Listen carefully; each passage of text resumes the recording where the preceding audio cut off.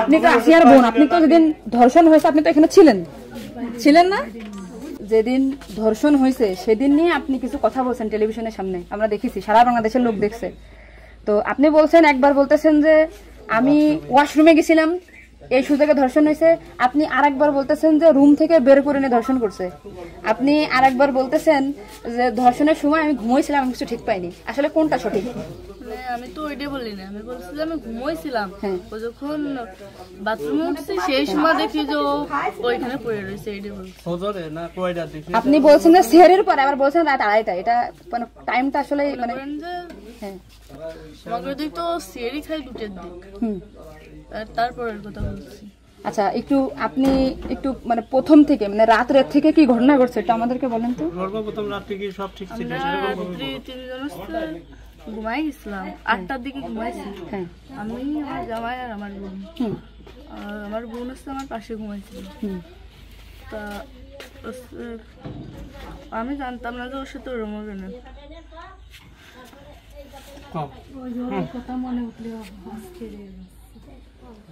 আপনি আসিয়ার বোন, আপনি ওইখানে ওই দিন ছিলেন এক ঘরের ভিতর, আপনার কথা মানে আপনি যা বলবেন সেটাই হবে। এই জন্য আপনাকে যদি ওরা ঘুমের ঘরে কিছু খাওয়াই থাকে আপনি বলবেন যে আমাকে ঘুমের ভিতরে কিছু খাওয়াই দিচ্ছে, আমি ঘুমাইছিলাম, আমি কিছুই জানি না, আমি সকালে উঠে দেখছি এটা।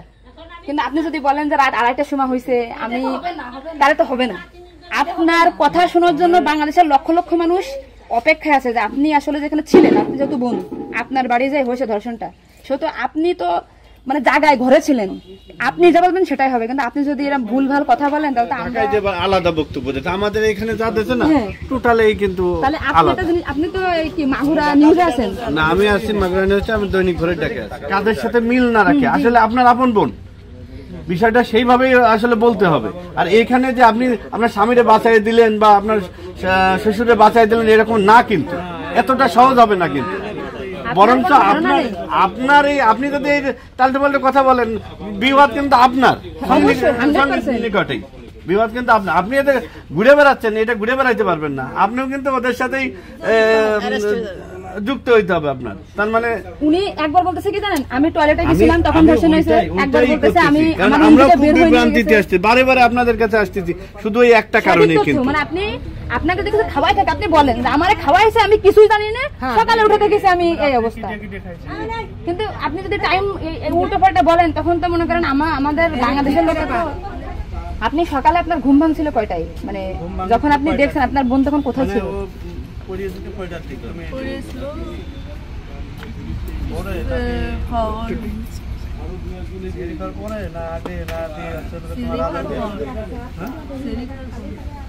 আপনি 8টার সময় ঘুমাইছেন, তারপরে কি আপনার ঘুম ছেড়ে খাওয়ার পরে ভাঙিছে? তার ভিতরে আপনি কিছুই জানেন না।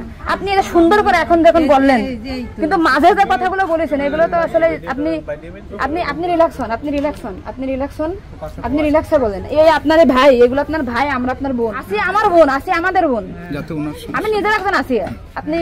আপনি যদি এই কথা উল্টো পাল্টা বলেন, আমরা বাংলাদেশের লোক তো ডিপ্রেশনে চলে যাচ্ছে আপনার কথাই। রাত্রে আপনার ঘুমের ওষুধ খাওয়াই দিছে, এই খাওয়াইছে আপনার কে মনে হয়, কে খাওয়াইছে আপনার ঘুমের ওষুধ? আপনার শ্বশুর না আপনার স্বামী না আপনার শাশুড়ি? আচ্ছা, তা আপনার কি মনে হয়, আপনার যেহেতু আপনি ওই বাড়িতে সংসার করছেন, আপনার মনে হয় কে খাওয়াইছে আপনাকে, মানে আপনার শাশুড়ি না আপনার শ্বশুর হতে পারে? আমার শ্বশুর তো খাওয়ার সময় থাকে না, আমার শাশুড়ি তো থাকে। তাহলে আপনার কি মনে হচ্ছে আপনার এই ঘুমের ওষুধ আপনার শাশুড়ি খাওয়াইছে? কিন্তু আপনার শাশুড়ি যদি খাওয়াই থাকে তাহলে ধর্ষণটা আপনার শ্বশুর কিভাবে করলো? মানে ওনারা তো সবই জানে। তা আপনি কি এটা কখনো কি মিডিয়ার সামনে আগে বলছেন যে তাহলে তো আপনার শাশুড়ির 3 দিন বাইরে থাকার কথা না, সবার আগে তো উনি অ্যারেস্ট হওয়ার কথা? আপনি কি এটা আমাদেরকে জানাইছেন, সোশ্যাল মিডিয়াতে জানাইছেন?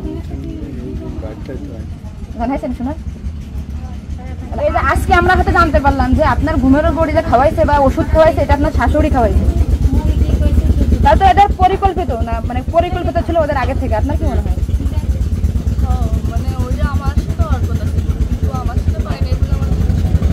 মানে আপনার শ্বশুরের বা আপনার শাশুড়ির আপনার সাথে কোনো কিছু রাগারাগি বা কোনো কিছু আছে নাকি, বা কোনো টাকা পয়সা চাইছিল দেননি, এরকম একটা ক্ষোভ বা রাগ এরকম কিছু আছে নাকি যে আপনার সাথে আমাদের কাজ করছে? আসিয়া আপনাকে কি বলছিল যখন আপনি তখন? আসিয়া আপনার কি বলে গেছে? আর ভাইয়া আছে দরজা খুলে দিচ্ছে, আমি বলছি আমি তো ঘরের ভিতর ছিলাম, তাহলে আমি কিছু টের পেলাম না কেন? বলছে কি আমার হচ্ছে ঘরের বাইরে নিয়েছে। এরপর থেকে তো আসি আর জ্ঞান না মানে ওইটুকু সময় ও অস্থির হয়ে যাচ্ছিল, হাত পা আপু আসছে বাইরে, আপুর বাসা মনে বাইরে, আমার বাসা যশোরে, আমি যশোর থেকে আচ্ছা, আমি শুধু ওনার একটা ভিডিও দেখে আসছি যে উনি উল্টো পাল্টা কথা বলতেছে, এই সঠিকটা জানার জন্য। সঠিক কথাটা বলেন। আমরা ঘুমাইছিলাম, 8টার পর পরে আমি ঘুমাই গেছিলাম, আর বন্ধু আমার সাথে ঘুমাই গেছিল। তারপর এর মধ্যে কিছু ঠিক পাইনি, কিন্তু দৈনিকে সেরি খাওয়ার জন্য সবাই ডাক দেয়, কিন্তু সেদিন সেরি খাওয়ার জন্য কেউ ডাক দিছিল না। একদম সেরির পর উঠছি, সকাল হবে সেই সময় উঠে দেখি ও মেঝেতে পড়ে রয়েছে, দরজা খোলা ছিল। তা আমি ওটা বাথরুম থেকে দরজা আটাইয়ে ওটা উঠেছি, উঠে বিছানার পরে রাখছি, মানে জ্ঞান হারাইছিল না ঘুমাই পড়ছিল জানি না, কিন্তু নাড়াচাড়া লাগার কারণে উঠে গেছিল।